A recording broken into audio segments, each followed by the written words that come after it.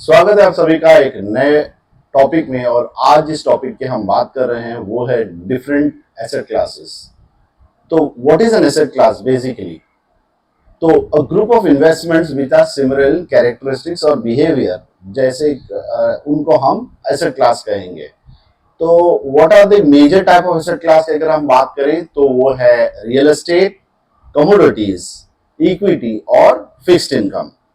Video में आगे हम डिटेल हर एक टॉपिक पे बात करेंगे। इनमें से जो रियल एस्टेट और कमोडिटीज है ये आपको फिजिकल फॉर्म में रहते हैं। फिजिकल फॉर्म यानी आप रियल एस्टेट आपको रियली छू सकते हैं basically, that is what we call as a physical form. लेकिन जो फाइनेंशियल एसेट्स है जैसे कि इक्विटी और फिक्स्ड इनकम, ये फाइनेंशियल फॉर्म में मिलते हैं और ये फिजिकल फॉर्म में आपके पास नहीं रहते। सबसे पहले बात करते हैं हम जो एसेट क्लास है वो है रियल एस्टेट। तो ये सबसे पॉपुलर एसेट क्लास है, यानी कि हमारे दादा परदादा जिन सभी लोगों को ये चीज मालूम थी, लेकिन ये ज्यादातर सेल्फ कंजम्पशन के लिए यूज होता है, ना कि प्योर इन्वेस्टमेंट के लिए। और आपके जिंदगी का सबसे बड़ा इन्वेस्टमेंट ज्यादातर लोगों का रियल एस्टेट में ही होता है। यानी जो हम कहते हैं ना कि अपनी जिंदगी की पूरी जमा पूंजी आप रियल एस्टेट में लगाते हैं, ये टिपिकल मिडिल क्लास का इन्वेस्टमेंट। और जैसे हमने कहा ये ज्यादातर आपके सेल्फ कंजम्पशन यानी आपके रहने के लिए, मकान के लिए या घर के लिए रहता है, और रेंट वगैरह के लिए ये सेकेंडरी होता है। तो रियल एस्टेट टिपिकली बेसिकली क्या होता है, रेजिडेंशियल, कमर्शियल या फिर लैंड, यानी कि आप प्लॉट जो परचेज करते हैं। फिर रियल एस्टेट का सबसे इंपॉर्टेंट चीज होता है उसका लोकेशन। जितनी बढ़िया आपकी लोकेशन उतनी बढ़िया आपकी रियल एस्टेट की प्राइस होगी। सपोजिंग वो कमर्शियल है तो उतना उसका कमर्शियल वैल्यू भी रहेगा। अगर आप उससे रिटर्न है यानी कुछ रेंटल इनकम है तो जाहिर सी बात है जितने सिटी में बेस्ड होगे या किसी पॉपुलर जगह पे होगे तो वहां पे उसका जो वैल्यू सबसे ज्यादा रहेगा। लेकिन इसमें एक बड़ी दिक्कत है कि ये बहुत ही इलिक्विड है and not easily divisible. Illiquid यानी कि जैसे हमने लिक्विडिटी की पहले भी बात की हुई है, लिक्विड यानी कि आप जब मर्जी निकाल, जैसे कि कैश बैंक में पड़ा हुआ पैसा। अभी आप समझो लैंड बेचना है, आपको कोई फ्लैट बेचना है तो आपको आज या कल में नहीं होगा, उसके लिए आपको टाइम लगेगा। और इट्स नॉट डिविजिबल, यानी अगर आप समझो घर है तो घर आप टुकड़ों में नहीं बांट सकते। सो this is one of the main problem with this particular asset class. और इसका ट्रांजैक्शन और मेंटेनेंस कॉस्ट भी हाई है। समझो आप बेचने जाओगे तो आपको स्टैम्प ड्यूटी लगेगी और फीस ये वो आप बांधने जाओगे तो जीएसटी ये वगैरह वगैरह बहुत सारी चीजें इस पे लगती है। और अगर आपका रेंटल इनकम वगैरह है तो आपका प्रॉपर्टी का मेंटेनेंस कॉस्ट, भले आपका प्लॉट रहे या फिर आपका किराए का देने का मकान। लेकिन जैसे हमने कहा सेल्फ कंजम्पशन होते हुए भी अगर आप रेंटल पे दें तो इसका आपको रेंटल इनकम भी हो सकता है और आपका प्रॉपर्टी का कैपिटल एप्रिसिएशन भी होता है। तो this is one of the major type of the first type of asset class what we are talking about. Real estate के बाद जो नेक्स्ट एसेट क्लास की हम बात कर रहे हैं वो है कमोडिटीज। कमोडिटीज में क्या आता है, बेसिकली आपका गोल्ड, सिल्वर या फिर एग्रीकल्चर और पेट्रोलियम प्रोडक्ट्स। एग्रीकल्चर में आपको स्पाइसेस वगैरह सब आते हैं, पेट्रोलियम प्रोडक्ट्स आपके रोज के केरोसिन, डीजल, ये है कमोडिटीज।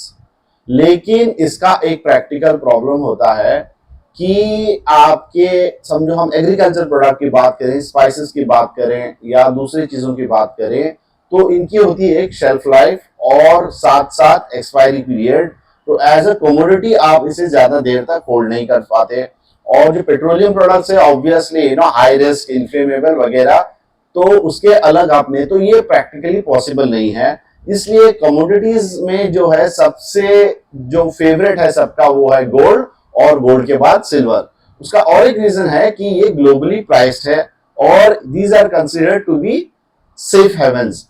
और इसके जो प्राइसेस है ये ग्लोबली आप देख सकते हैं। लेकिन इसकी एक दिक्कत आपको है कि ये आपको रेगुलर कैश फ्लो नहीं दे सकता, इसका क्वालिटी का इश्यू हो सकता है और प्यूरिटी में वेरी। यानी कि अगर गोल्ड या सिल्वर की बात करें तो आप और मैं जो है इसकी प्यूरिटी जांच नहीं सकते। यू रिक्वायर ज्वेलर और थर्ड पार्टी एजेंसी इसकी प्यूरिटी चेक करने के लिए। और गोल्ड या सिल्वर से आप कोई रेगुलर कैश फ्लो नहीं अर्न कर सकते। और आखिरकार इसका इश्यू है स्टोरेज एंड प्योरिटी कंसर्न्स जो है। स्टोरेज का सबसे बड़ा आता है गोल्ड बीइंग प्रेशियस है ना, आपको स्टोरेज का मसला रहता है चोरी होने का, आपको बैंक डिपॉजिट अपना लॉकर में रखना पड़ सकता है या कोई पर्सनल और सेफ जगह पे। नेक्स्ट जो पॉपुलर कम्युनिटी है वो है फिक्स्ड इनकम जो है डेट।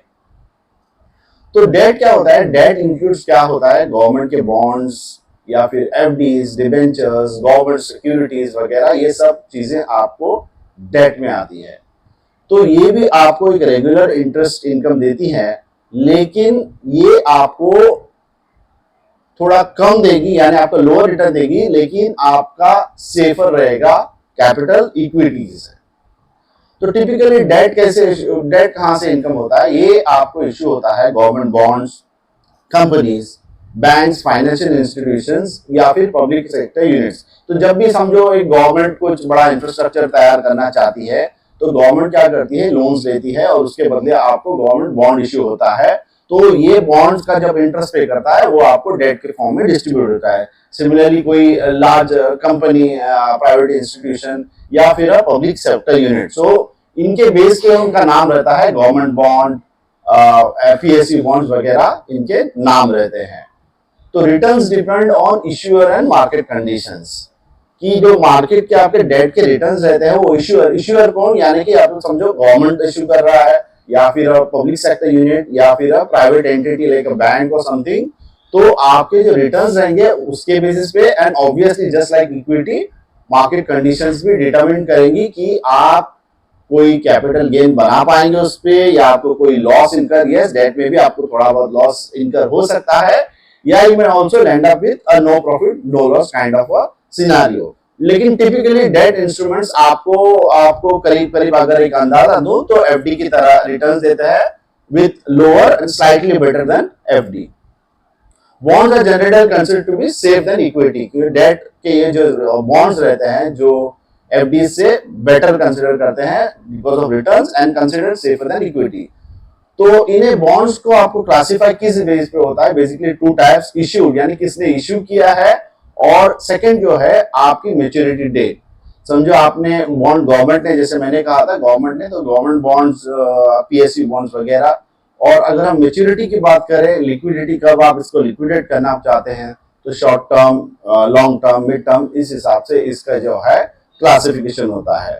तो चौथी मेजर कैटेगरी हम एसेट क्लास की अगर बात करें जो है इक्विटी, जो आज का सबसे पॉपुलर फॉर्म है नो, स्पेशली जेंजी वगैरह सब लोग ये ट्राई करना चाहते हैं। तो equity is basically what, equity में आप क्या करते हैं? आप ओनरशिप लेते हैं in a company when you are buying a share. आप एक शेयर खरीदते हैं तो you become a owner to that particular level जितनी आपकी शेयर्स है। तो यहाँ पे आपका हाई पोटेंशियल है कैपिटल गेन्स का या फिर डिविडेंड्स का। तो जब आप इक्विटी खरीदते हैं तो it is a high risk high return thing. तो बिसाइड्स शेयर प्राइस के एप्रिसिएशन के, अगर इसको लॉन्ग टर्म आप होल्ड कर रहे हैं तो आपको डिविडेंड्स भी मिलते हैं based on the performance of the company.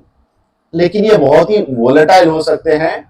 लेकिन अगर आपकी जो होल्डिंग कैपेसिटी है तो इक्विटी के जो रिटर्न्स है वो इजीली आपको इन्फ्लेशन को बीट करने में हेल्प करते हैं। शेयर प्राइसेस में not reflect fundamentals in short term, ये भी हमें ध्यान रखना है कि फर्ज कीजिए एक्स वैल्यू है शेयर प्राइस का, तो इट में नॉट नेसेसरी कि ये कंपनी के फंडामेंटल्स है। तो ये चीज आपने ध्यान रखनी है। और risk is tied to the company performance, यानी कंपनी के परफॉर्मेंस बेस के ऊपर आपके कैपिटल का रिस्क यहाँ पे जब आप इक्विटी में इन्वेस्ट करते हैं। तो बेसिकली ये चार टाइप्स थे जो मेजर कमोडिटीज की जो है हमने आज देखी। चार टाइप्स के मेजर एसेट क्लासेस हमने आज यहाँ पे सीखे, जो है बेसिकली आपके रियल एस्टेट, आपके कमोडिटीज, इक्विटी और डेट। तो चलिए जानते हैं कुछ की डिफरेंसेस ये अलग अलग एसेट क्लासेस के। सबसे पहले इक्विटी और डेट जो है वो आपको फाइनेंशियल फॉर्म में ही मिलता है। हाँ, कुछ साल पहले आपको जो है इक्विटी फिजिकल यानी शेयर्स फिजिकल सर्टिफिकेट्स मिलते थे, और जो रियल एस्टेट और कमोडिटीज है ये फिजिकल और फाइनेंशियल फॉर्म दोनों में आपको मिल सकते हैं। बॉन्ड एक ही ऐसा एसेट क्लास है जो आपको गारंटीड रिटर्न देता है, बाकी के नहीं देते। और commodities don't generate periodic income. हर कमोडिटी आपको एक पीरियोडिक इनकम जनरेट नहीं कर सकता। Real estate and commodities may be use for consumption too, यानी कि आप ये जो एसेट क्लासेस है रियल एस्टेट और कमोडिटीज, ये आप इन्वेस्टमेंट के अलावा जो है कंजम्पशन, सेल्फ कंजम्पशन की हम जब बात करें तो उसमें भी यूज होता है। तो investors in equity, real estate and commodities is the owner of the asset over here. यानी कि आप कोई रियल एस्टेट में या फिर कोई कमोडिटी जैसे कि गोल्ड में या फिर इक्विटीज में इन्वेस्ट करते हैं तो आप यहाँ पे इन्वेस्टर है। लेकिन आप जब डेट में इन्वेस्ट करते हैं तो आप इन्वेस्टर नहीं है, आप लोन करते हैं अपने पैसे और उसके बदले आपको जो है इंटरेस्ट, आपका जो principal with interest is paid back to you.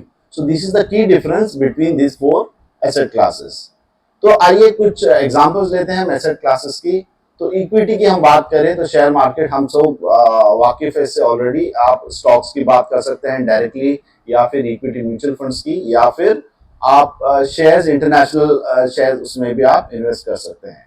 Fixed income की बात करें तो बेसिकली एसेट क्लास जो है आपके एफडीज, आपके पब्लिक प्रोविडेंट फंड्स, आपके बॉन्ड्स, डेट्स और म्यूचुअल फंड्स और कम हो गया।